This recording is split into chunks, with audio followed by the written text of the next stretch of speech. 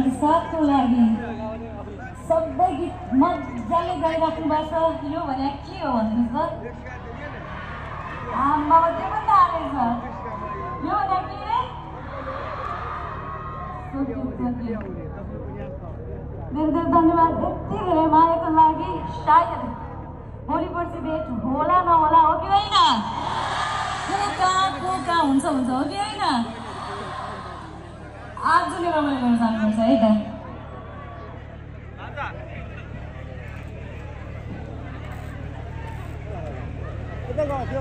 मलाई जे गरे नि